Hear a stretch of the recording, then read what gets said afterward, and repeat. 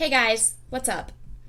Recently, some of my videos have started to kind of gain some traction. My videos about antisocial personality disorder, and I felt compelled to come on here and just really speak about my experience with ASPD.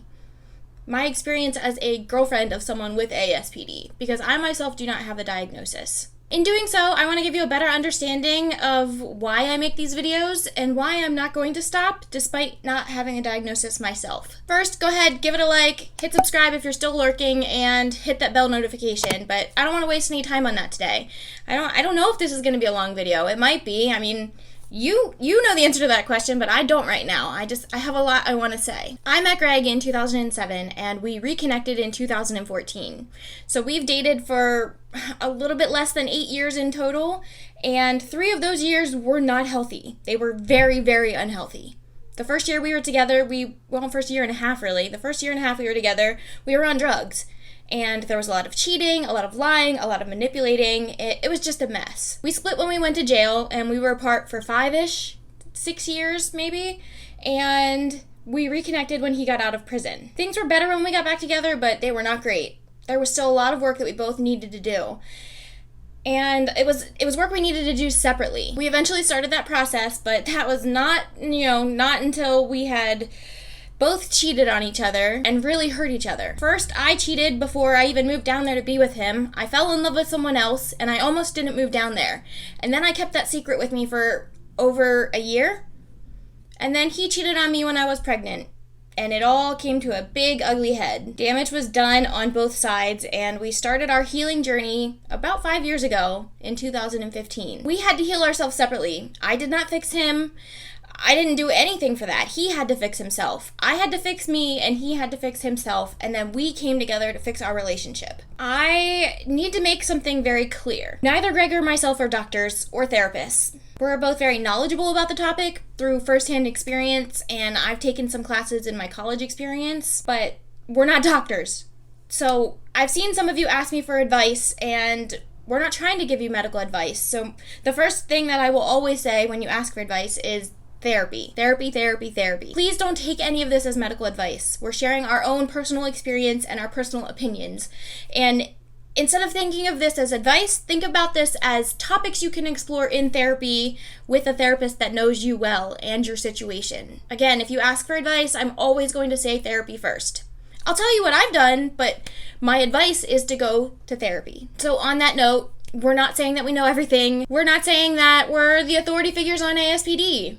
We're definitely not trying to imply that everyone with ASPD is like Greg, or that they have some similar experience or trajectory as him. That's not at all what we're trying to say. We're not the experts. Greg was diagnosed around 2011-ish, and it's been a long journey to get where we are right now. I've personally been with him for the last 6 years straight, and I can tell you he's put in a lot of work to get where he is, to have this much personal growth. There's a lot of misinformation out there in the media's portrayal of someone with ASPD. So I'm sharing these videos to show you the person on the other side of that label. That not everyone looks like that stereotype. That not everything they do is bad. They might have a tendency to do bad things, but they are not a bad person. Their personality disorder is not their fault. It's not their fault, but it is their responsibility. ASPD exists on a spectrum, so there will be people worse than him and better than him. Not everyone will have the same symptoms. Not everyone will have the same experience. Not everyone will be as lucky to be where he's at right now. Not everyone will get to experience such amazing personal growth. Some people won't even get to experience any personal growth. Some people will stay stuck like that forever, because they just don't know any better, because their disorder doesn't let them know any better, because the people in their life don't know how to help them or support them without getting hurt themselves. I'm not saying ASPD is bad, but I'm not trying to say it's okay either. You have to put in the work to get fixed, and you can't fix them. No one can fix them except for the person with ASPD. They can only fix themselves. By sharing my experience, our experience, I'm not trying to invalidate yours. If you've experienced trauma by the hands of someone with ASPD or any other personality disorder or anyone in general, I'm sorry. I'm genuinely sorry. From the bottom of my heart, I am. I know what that feels like. I know what it feels like to to be gaslit, to have your whole world shattered, to feel broken, to question reality, to question yourself and who you are and what you're even doing. I don't want to suppress your stories, and I don't want you to think that I'm telling you to get over it. I definitely don't want to minimize your pain. I want you to heal. I want you to get better. And I think that you should share your story when you're ready, if you're ready. And I think that I have a right to share my story as well. Trauma is so isolating, and I think that by sharing our story and connecting with other people, it can really help with the healing process. I've mentioned before that I wanted to start a Facebook group for people, specifically women is what I would like, women that have been through emotional abuse, women that have been gaslit, women that are just stuck or hurt, or even better, women that have already overcome and triumphed over their trauma. Because we need those groups to meet. The people that are still suffering and the people that have gotten over it and healed, we need you to join together. Because once you've healed, all you want to do is help other people. So it hurts me to know that you guys think that I'm trying to be reckless with sharing these stories. I'm not trying to be reckless. I'm trying to also show his side too. He's still a person. He still matters. His story still matters. My story matters. My trauma, my victimhood, my mentality and overcoming that matters too. I created the group. I just haven't done anything with it other than put some rules. I don't have anybody in it. If you think it's a good idea, leave me a comment, say so. Just a simple yes, create it. No, I wouldn't join it. That I appreciate either answer. I appreciate the open communication and an open dialogue. I don't want to silence you guys, and I hate blocking or erasing comments. I mean, there's the outright mean ones where you guys say you want to gag me and kill me, that's a little creepy, or that I have the eyes of a child rapist. Fuck you too, but I don't want to silence your comments. I don't want to delete them, but if you keep insisting that my life is not valid or my story is not valid or that I'm not experiencing my life as it is, what else am I supposed to do? Just let you tell me how my life is? I just ignore it then. And then if there's no open dialogue, what's the point in sharing the videos? It is what it is. But I understand. I understand your resistance. I understand that it's hard to understand how we've gotten from there to here. It's hard to realize that people can go from that, making those bad, horrible choices, to someone that's not making them on a daily basis, just not making them. I understand. I understand that some people wouldn't be willing to forgive someone for the things that I forgave Greg for. I understand all of those things. And I respect your decision to not accept that. I'm not asking you to accept him into your life. I'm not asking you to have him as a romantic partner. I'm asking you to just respect my choice to have him as my romantic partner. I don't feel like that's that much to ask for. If you genuinely don't like it and disagree, just please don't watch. Just know that I am thinking about the ethics of this. I am thinking of the impact. I am mindful of what I speak on. But you know what? I forget sometimes that people don't watch more than one video. And I should know better, but I automatically assume you're just going to see all of my videos and understand my story, get some more context from other videos instead of forming an opinion on one. But that's not how YouTube works. I know this. So I want to tell you a little bit about Greg and I now, and maybe a little bit about how we used to be, so that you can see why I make the choice I make. At the very least, you'll see that it is an informed decision. I'm not just making this recklessly. Like I said, we're both in therapy. We both do it individually, but we did do a year or so of couples therapy back in 2016, 2017, and that was just so good. That also helped it was about our relationship, but it also helped him with his grief process from losing his sister in 2015. So we've been healing now for 5 years. We've been on this recovery journey. That's why I call it a recovery journey, just like much like my recovery from addiction, this is a recovery from trauma for me, a recovery from ASPD for him. And therapy has done so much for us. We have this level of open communication. I always talk about it, but it is just so open, and I love it. We spend most of our time together or with our family, and that's a choice. Greg intentionally limits his interaction with the outside world, and that's his choice. It is not something that I'm pushing on him. I don't threaten him or try to force him off of social media or anything like that. He uses it as little as he does because it's his choice. I support the choice, but it's not one that I'm going to force him to make. And I don't monitor his accounts regularly. I don't check his phone, but I have the ability to if I want to. And we have systems in place, I guess, checks and balances, that if something were to feel off, we would go down that route. We know that is an option. It's not something I've had to do for a very long time. I just don't, we've rebuilt that trust, and we worked really hard to rebuild it. He worked so hard at demonstrating how sorry he was. And I know that might be hard for you to understand, but he genuinely felt sorry, and he showed that to me. He owned up to his mistake. He toughed it out. He stood there while I grieved our relationship, while I grieved my pregnancy, because I'm only going to have one pregnancy. I'm not having another child. And I got cheated on. He owned up to that, and he supported me, and I can't even I can't explain it. That's the thing. I can't explain how he acted. I don't have the words. It was just amazing. It showed me a side of him that I've never seen before. A mature side, a responsible side, a side that felt sorry, felt bad, felt remorse for his actions. Now, is that like an instinctual feeling, something he just automatically feels on his own? I don't know. I don't know. But he felt it. He feels it. He knows when he makes mistakes. He doesn't make mistakes now because he has made them in the past and learned from them. I know it might be hard to wrap your head around. I understand. But he does feel emotions. He feels love. He feels happiness and sadness and loneliness and joy and pride and love. He feels all of those things. He just doesn't have as wide of a range of emotions, and some emotional experiences are more shallow in depth than what I would have. He's a little bit less emotional reactive.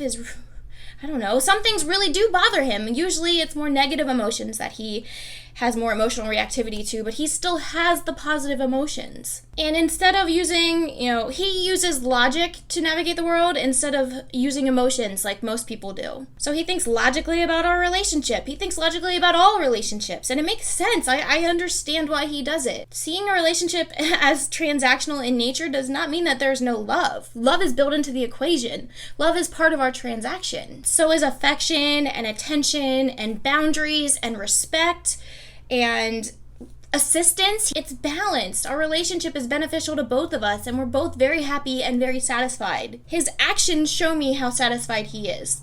He's pretty easy to read, despite this whole mask manipulation thing that you think that he does. Most of his behaviors are just normal behaviors. He doesn't have to manipulate people. It is a choice to manipulate people. But if he's happy, he doesn't feel that need. He has said before that most of that happened as a result of him feeling bored, him being unhappy, feeling lonely. Like I said, his actions show me that he is happy and this is what he wants. If his needs are met, he is happy.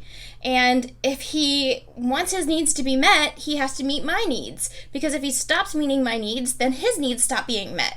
It's a cyclical pattern, and it makes sense. And he knows that it would be bad for him in the long run to not meet my needs. Keywords there, long run.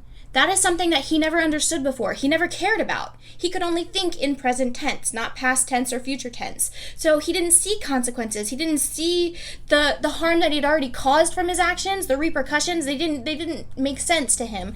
And he couldn't see future consequences. He could only think presently. So he lived a very sensation-seeking life, and it was boring, and he was angry a lot, and it hurt a lot of people. Therapy has helped him be able to see this future tense. And in seeing this, he's also been made aware of his past tense. So he's studied his past mistakes in so much depth I can't even explain it. And I don't even know all of it. Communicating his emotions is still hard for him, but he tries. And I don't need to know everything, and I know enough, if that makes sense. I'm happy. I'm happy because I'm in therapy. And therapy has done a lot for him, but it's done a lot for me too. It has made me a stronger woman. I hold the power over my heart and my happiness. My happiness is not contingent on him. My happiness is not contingent on my relationship with him. My happiness is contingent on me. My entire life, I have lived my relationships with one foot out the door. I have always had a backup plan. I was always searching for something better, but I don't do that anymore. And I can remember exactly when I made that choice. And I'm so happy that I did. Therapy helped me be all in this relationship. And I've never been happier. Yes, he could hurt me. I could hurt him too. I don't live my life worrying about that though, because I know I'll be okay even if it does happen. I know that life would go on, and I would leave him if he were stupid enough to do that. And that's only gonna hurt him.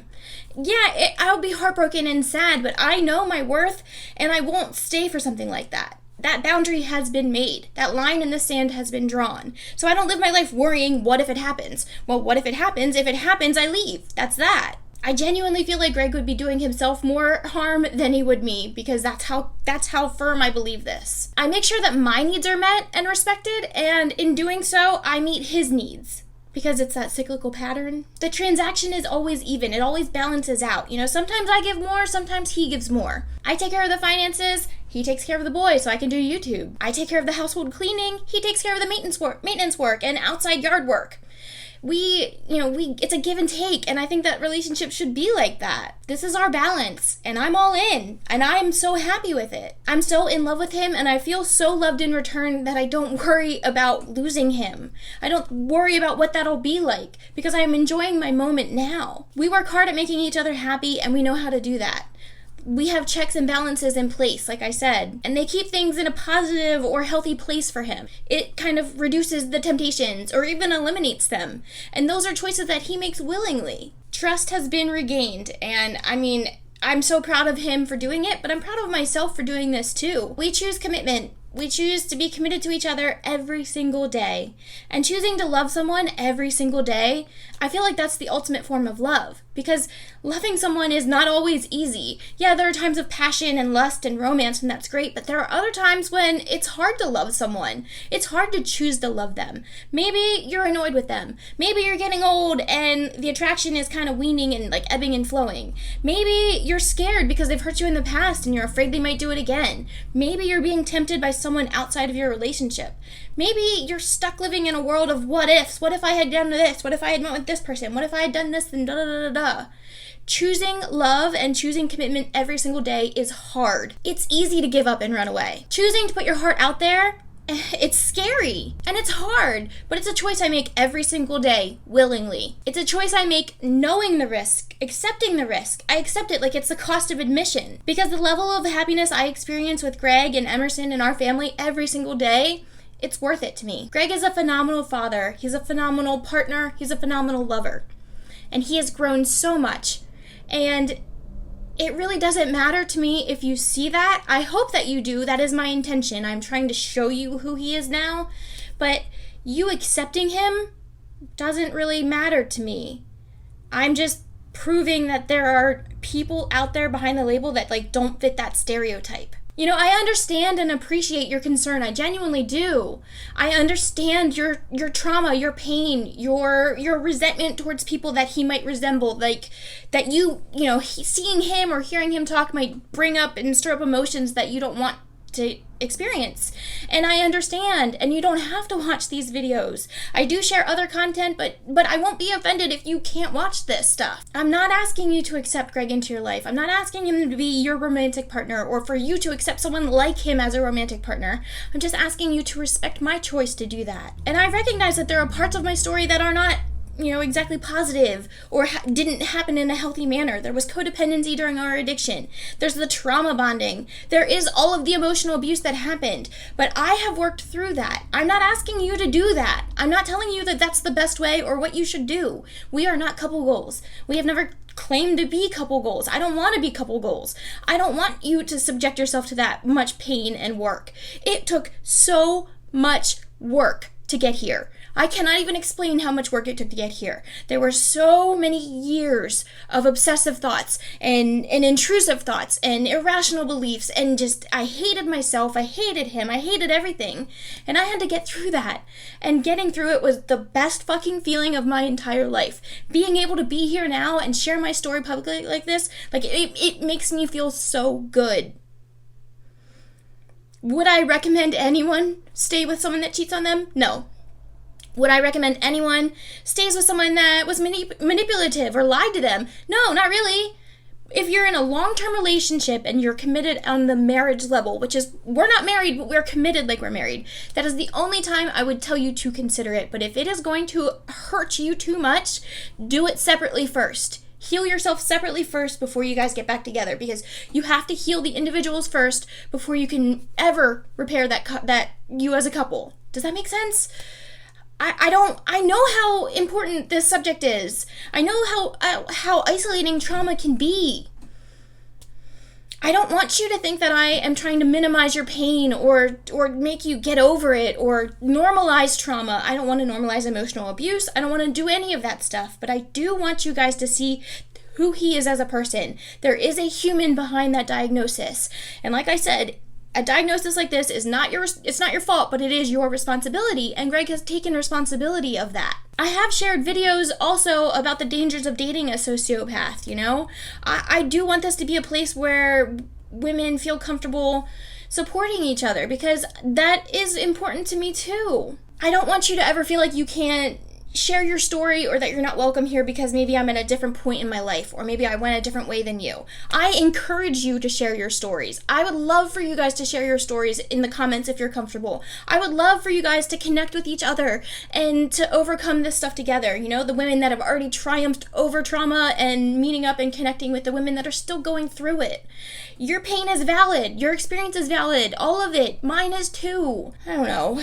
I hope you have a better idea of why I do this, why I share these videos. I feel like I'm getting better and better as I make more of these videos, especially with Greg, the ones with Greg especially, you know, and not just like my videography skills, like the lighting or the editing. I also mean the ethical implications. I am mindful of what we say. I haven't been the best at including enough disclaimers or saying certain things. It's always in my descriptions, but people don't always read that. And I don't give enough context sometimes, and I see that, you know? There's a lot of videos I haven't made because I'm not sure about the ethics about it, you know? There's one where Greg had an experience with LSD, and he had a breakthrough experience with emotions.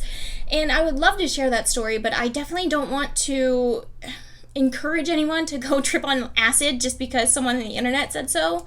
And I'm not implying that that's the right way to do it, or that you should do it, or that it can even have a good effect for you, because I don't know. I just don't know. I'm mindful of these things, and I still believe that sharing this information, sharing our experience, is important. One thing that I know for sure is I will get better at including disclaimers when necessary, and I will try to make sure that I emphasize how important therapy has been in Greg's healing process. I've mentioned it, but like I always just assume that you guys know that stuff going in because I've mentioned it in previous videos.